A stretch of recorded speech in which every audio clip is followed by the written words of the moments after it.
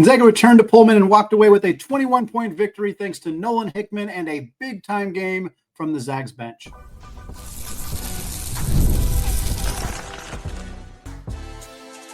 You are Locked On Zags, your daily podcast on the Gonzaga Bulldogs. Part of the Locked On Podcast Network, your team every day. What is going on, y'all? Welcome into the Locked On Zags podcast, part of the Locked On Podcast Network, your team every day. I'm your host and longtime Gonzaga podcaster, Andy Patton, here to bring you news and updates on all things Zag athletics. Well, Gonzaga secured a 21-point win over Washington State on Wednesday night. We're going to break down the game. We're going to break down the keys to victory that we laid out before the game, how they ended up impacting the contest on Wednesday night. And then we're going to close out the show previewing the women's basketball game tonight. They host the Gales of St. Mary's on Thursday. We're going to talk about that to close out the show. Well, one of the big keys we had coming into this game on Wednesday in Pullman was, what was the crowd impact going to look like?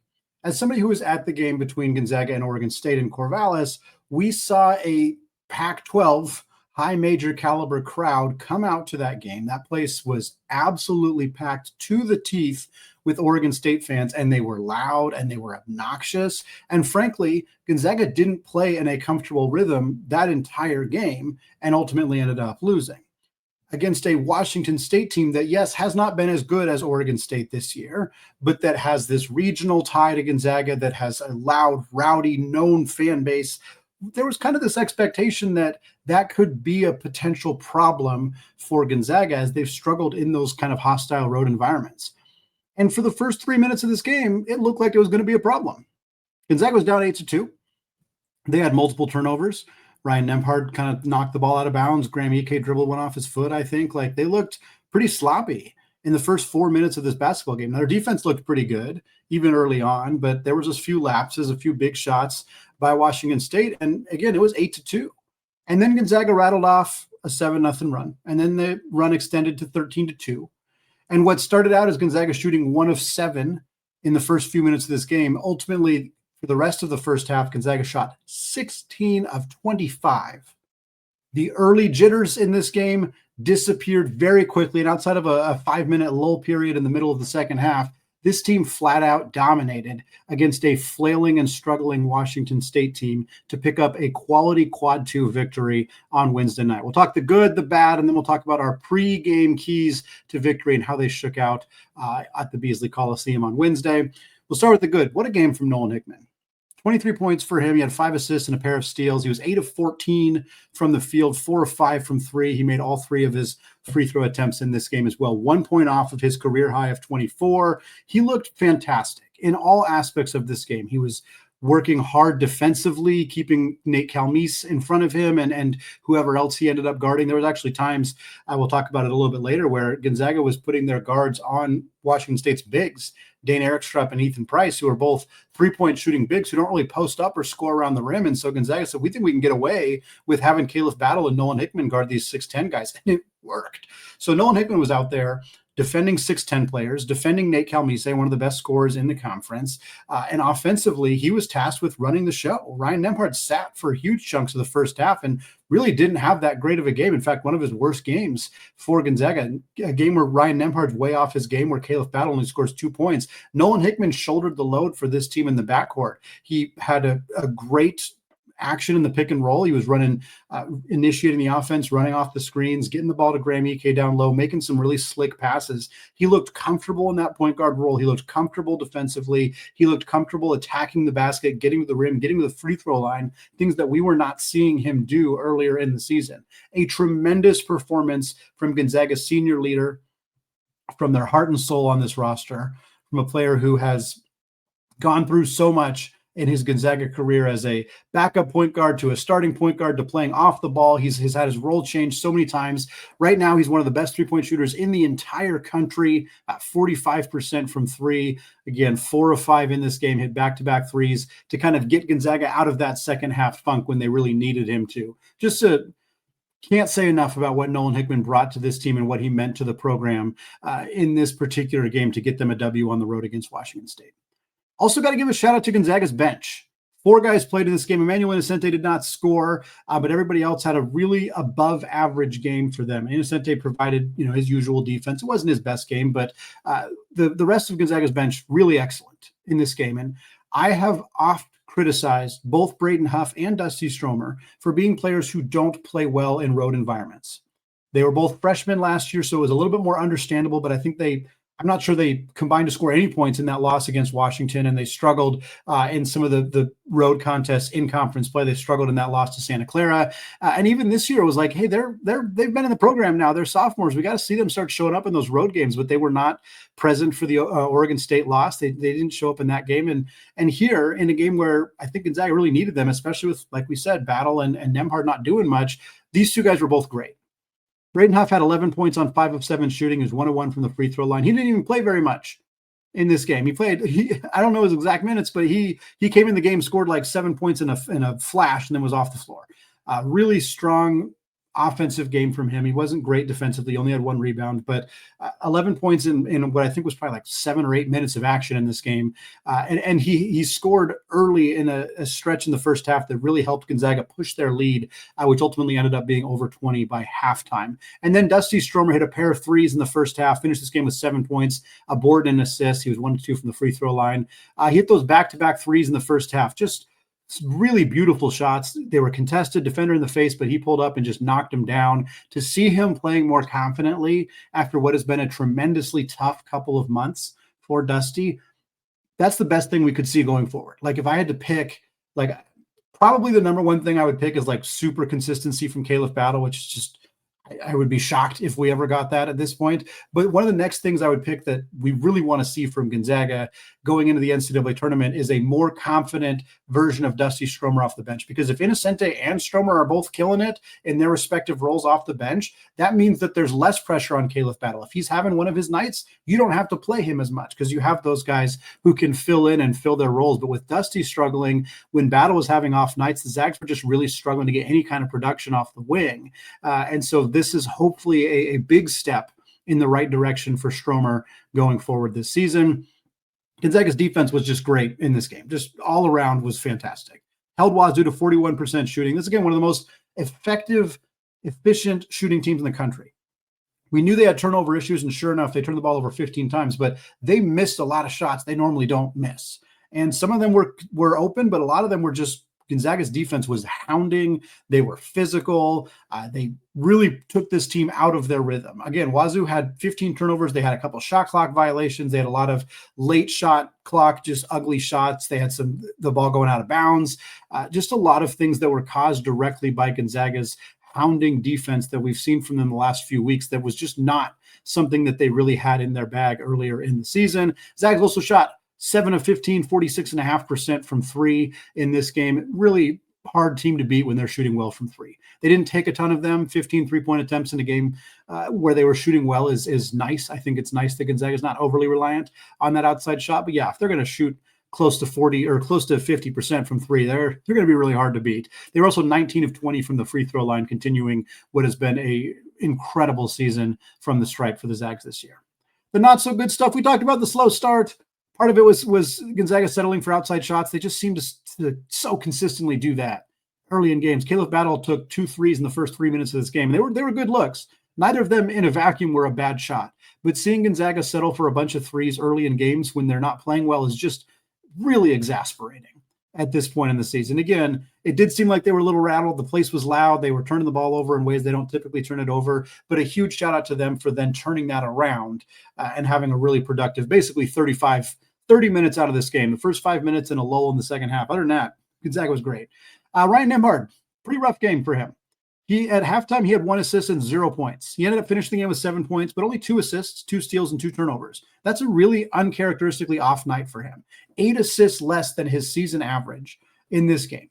And again, that's what makes Nolan Hickman's performance so crucial for Gonzaga. He filled a need. He filled a role that was not being filled by a guy who has been as consistently great as anybody in the country this year in Ryan Nembhard. He's had so few bad games. He's had off shooting nights. He's had, low scoring games, whatever.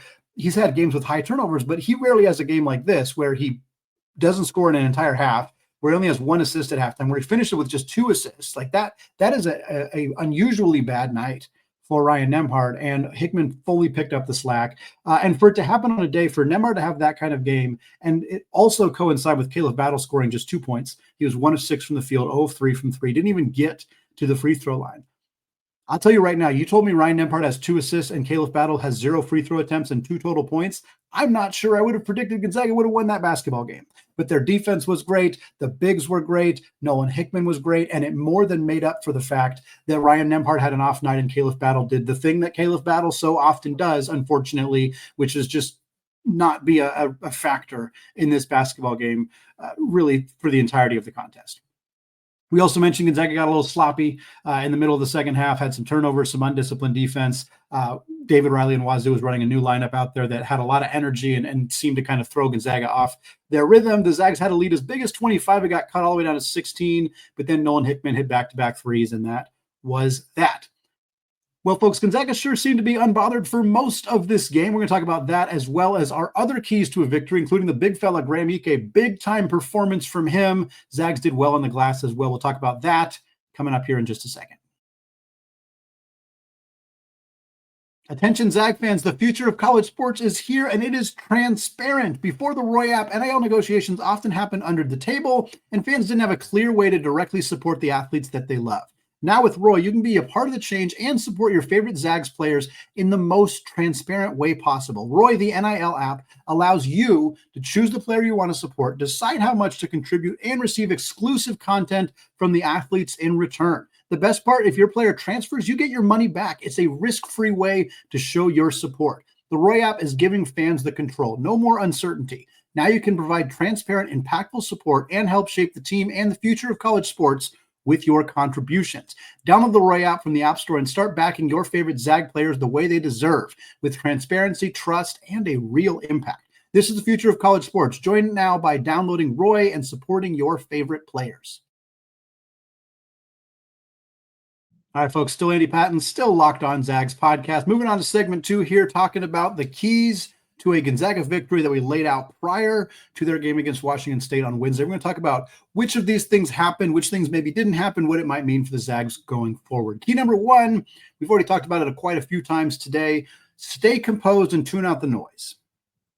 There was legitimate concern that a rowdy crowd of Washington State fans who want more than anything to beat Gonzaga, their rival to the north, 75 miles away in Spokane.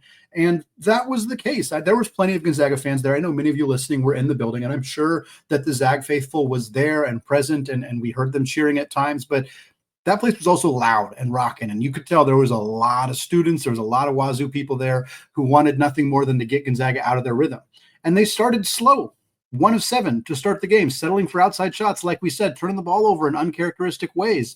And yet they got their stuff together. They dominated the rest of the second half. And outside of a lull period when this game was pretty much well in hand, Gonzaga did exactly what they needed to do. They put pressure on Washington State. They hounded them defensively. They got out in transition, and they didn't let the crowd noise bother them. That doesn't mean there weren't some things, some gestures, some noises, some talking back. I'm sure that was happening. I'm sure people there probably saw more of it than we did on the TV, but you got to be able to stay composed and not let that get to you. And I thought Gonzaga did a really good job of not being too rattled by the noise outside of the first few minutes of this basketball game. I already gave a shout out to Stromer and Huff, but 2 guys who've historically struggled in road environments who really locked it down in a game that Gonzaga needed it here against Wazoo. Key number 2 for the Zags was to dominate on the glass. Wasn't exactly a dominant effort for Gonzaga, but they did out-rebound Wazoo by 7, 35-28. Being the final there. The Zags had 10 offensive rebounds. Wazoo actually had 11, but here's the key difference.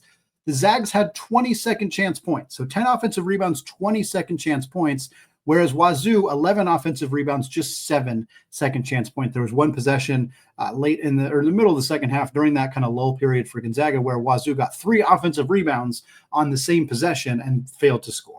That is incredibly frustrating. It's frustrating for Gonzaga to not be able to just get the dang ball and start getting out and getting up their offense set up, but for Wazoo to not be able to capitalize on that, whereas Gonzaga, their highly efficient offense did exactly what it's supposed to do. When you get an offensive rebound, you get a second chance, you go out and get a bucket. And Gonzaga was able to do that very effectively in this game. Graham Ike led the team 13 rebounds, 4 offensive, 9 defensive. Michael Ajayi had 5 rebounds off the bench. He also had 12 points. And then Greg Battle and Innocente all combined to have each had 3 rebounds apiece in this one. Key number 3 for the Zags was to capitalize on those turnovers and get out in transition. We knew that Wazoo was going to be turnover prone. They turned it over 16 times the last time these two teams faced each other. Tonight, they turned it over 15 times. Continues to be a big problem for Wazoo. And for Gonzaga, they did do a good job of capitalizing. They had 18 points off turnovers, 18 points off 15 turnovers from Wazoo. They also had 11 fast break points. They're able to get out in transition. I know Caleb Battle had a big dunk at one point in transition. We saw a handful of others. We had a big throw ahead pass. I think it was from Nembhard to Greg early in the game.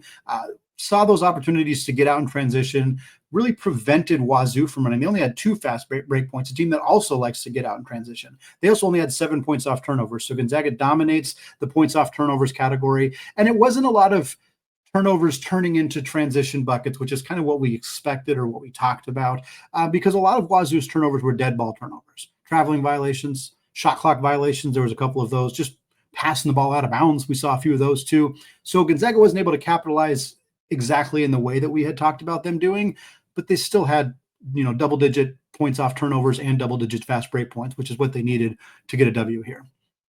Key number 4 for the Zags, disciplined perimeter defense. Fantastic.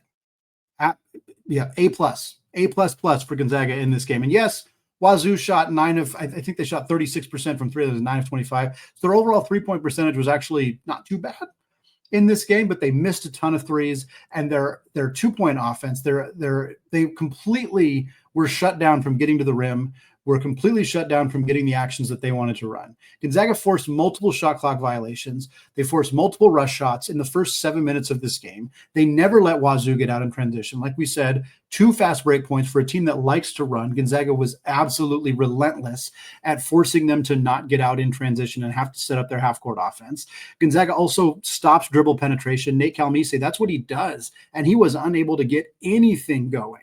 And it wasn't just Nolan Hickman and Emmanuel Innocente. They guarded him a lot, but when Stromer was on him, when Nembhard was out on him, whoever, he was not able to get any actions going downhill, which is what he does best. And that's how Wazoo succeeds, is Calmese gets downhill, the bigs clear out. So Price or Eric Strupp are at the perimeter. That means that either Graham Ike or Braden Huff or whoever has to be out at the perimeter. That leaves the driving lanes more open. Calmese gets to the rim, scores. That's how they operate. Gonzaga completely shut that down by doing a couple of different things. One, they guarded the bigs with Caleb Battle and Nolan Hickman. And then Wazoo would run their 4-spread offense, get everybody away from the rim, except the big fella, get him the ball and assume, well, he's 6'10", he's going to score over Caleb Battle. And they couldn't, because they're not used to posting up. That's not what they do. And so that forced Wazoo to try to run their same offense. But now the guards are trying to drive past bigs. Bigs have their hands in the passing lane because they don't have to be out on the perimeter. It was a very smart decision by Mark Few and Gonzaga defensively, and they executed it extremely well. Calmese didn't score until 16 minutes left in the second half on a tip-in bucket. He finished the game with 5 points, folks. He was 2 of 13 from the field in this game, 1 of 7 from 3.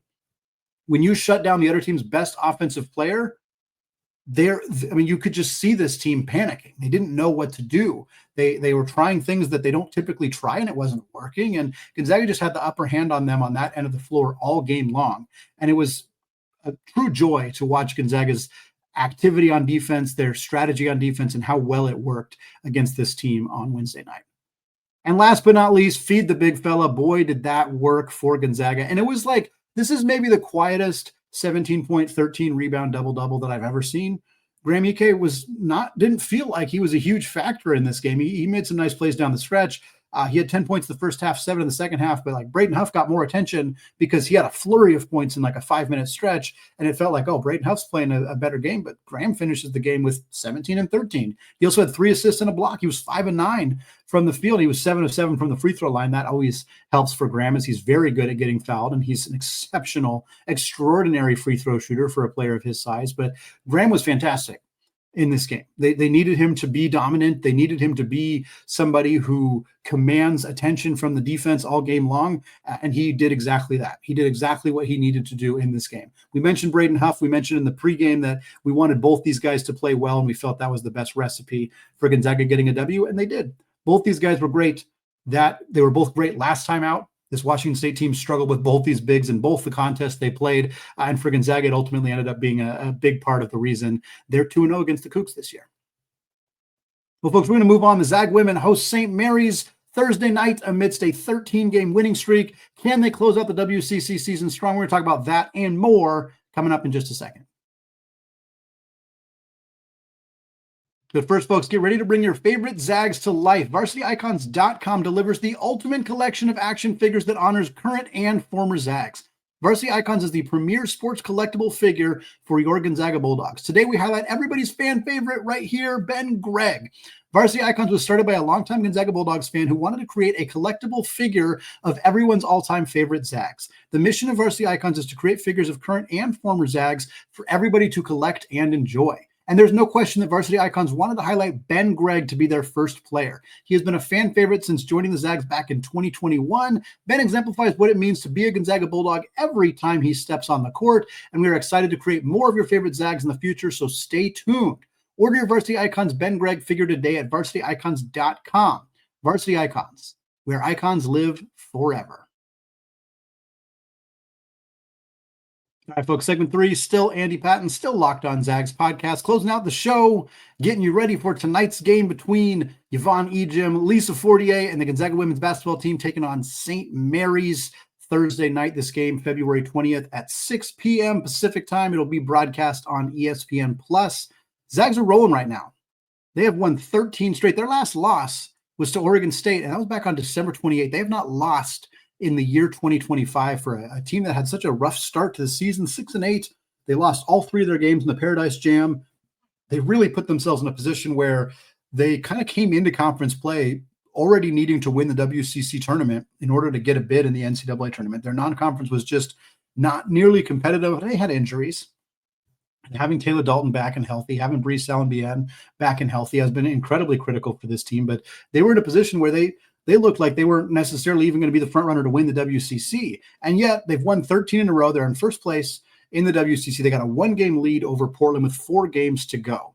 And now they got a chance to get a season sweep against St. Mary's, a team they beat in Moraga 2 weeks ago. 69-58 was the final score in that one. The Zags were up 22-5 at the end of the first quarter, 22-5.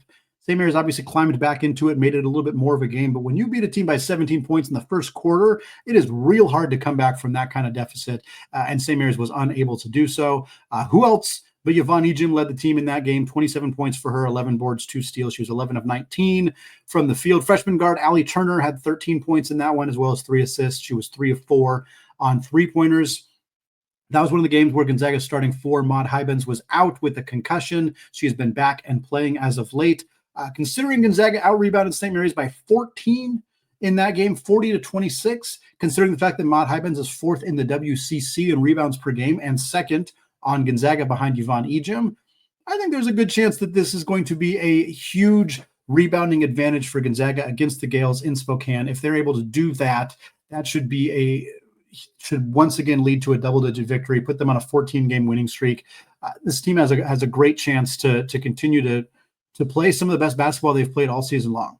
And like we said, 1-game lead over Portland right now with 4 games to go. The Zags also swept UP. If they do tie, I think they'll go to head-to-head first. I assume that's the first thing that they look at. So for Gonzaga, if UP would have to be fully ahead of them in the standings in order for them to be in first place. Obviously, regular season standings, first or second place doesn't really matter in the WCC because you still get that double bye. But if you're Gonzaga, obviously you want to win the regular season. You want to get that first seed. You want to get a chance to advance to that championship game and hopefully not have what's happened the last few years where you lose to the Portland Pilots in Vegas. You want to make sure you avoid that as much as possible. For Gonzaga, their final 4 in the regular season, they got St. Mary's at home on Thursday, San Francisco at home, and they're at Pacific and at Santa Clara. They beat St. Mary's by 11 last time out. They beat Pacific by 4 at home last time out, so that'll be a little tougher on the road. They beat Santa Clara by 26. That's probably not going to be as tough for them, but they did lose to San Francisco. That was a road game last time. That was way back in December. They lost that game by 15. Now, that was a Gonzaga team that did not have they were not at full strength. They did not have Taylor Dalton. They did not have Sallenbien, but that's a tough one. Gonzaga very capably can go 4-0 in this stretch of games. Very capably. But that San Francisco game will be tough. That Pacific game will be a little bit tough. St. Mary's always tough, even though the rivalry is more on the men's side. It's still going to be tough. in that one as well. For Portland, they have San Diego, Santa Clara, at San Francisco, at Pacific. San Diego and Santa Clara are not good. UP has already played all 4 of these teams once. They're 4-0 against those teams. So I think it's reasonable to project that Portland does not lose another game in the regular season. So for Gonzaga, you don't got a lot of room for error. You don't. You got to take care of business here, go 3-1, go 4-0 ideally, and put yourself in a position where you are in first place when the WCC regular season ends.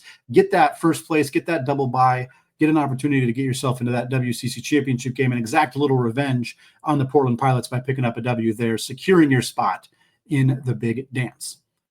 Closing out the show with one more note here. Zag baseball heads to Baylor. They had a 1-2 start to the season. We talked about them very briefly on Monday's show in the mailbag, but I'll just mention here the Zags 1-2 against UC Davis, their season opening series on the road down in Davis. They won the opener 6-1. First time in 3 years they've won their first game of the regular season, but then their offense only mustered 2 runs in the other 2 games. They lost 3-1 on Saturday, 5-1 on Sunday. The team hit .220 as a team from a batting average. They had a .257 on base percentage. They had 5 walks and 20 strikeouts. Really rough start for this team offensively. Only 1 home run, a pair of triples, and 3 doubles. 6 total RBIs in those 3 games. The good news, Peyton Graham, phenomenal start for him on Friday against this UC Davis program. He had 5 innings, 0 earned runs, 7 strikeouts, and 2 walks. He's going to toe the rubber on Friday against Baylor. That game at 1 p.m. Pacific time. Then Saturday, they'll take on the Bears. Again, all these games in Waco at noon on Saturday and then at 10 a.m. on Sunday. So you want to watch some college baseball. Early games as Gonzaga travels out to Texas for these contests. So Baylor 4-0 on the season. They swept Youngstown State and beat UTSA. Neither of those are particularly good teams, so I'm not sure we've learned a ton about the Baylor Bears yet. Worth pointing out that they did score 10, 16, and 12 runs in the 3 games against Youngstown State and went 5-0, shut out UTSA in that game earlier this week as well. Should be a fun series. Should be a good chance to see how Gonzaga looks out in Texas against a quality Big 12 club. But yeah, it's the offense has not shown up yet. It'd be a great time for it to wake up against Baylor. They got BYU to close out the month of February, their first home games of the season. BYU traveling to Spokane and having the weather be better is rare, but it might be the case for BYU going from the mountains of Provo to Spokane to play some baseball in late February. It's going to wrap it up for me today here in the Locked On Zags podcast. Folks, thank you so much for making the show your first listen or your first watch of the day. I want to give a special shout out to the everyday listeners and those of you hanging out in the Locked On College Basketball Discord channel. Remind you can find my written content about the Zags in the show notes at athlon.com. Click the link there. You can go find 3 to 4 articles per day all about Gonzaga basketball, Gonzaga athletics as we get closer and closer to March Madness. Thanks again, folks. We'll be back with a preview of the big-time game against the Gales on Friday here. Check it out. Thanks again, and as always, go Zags.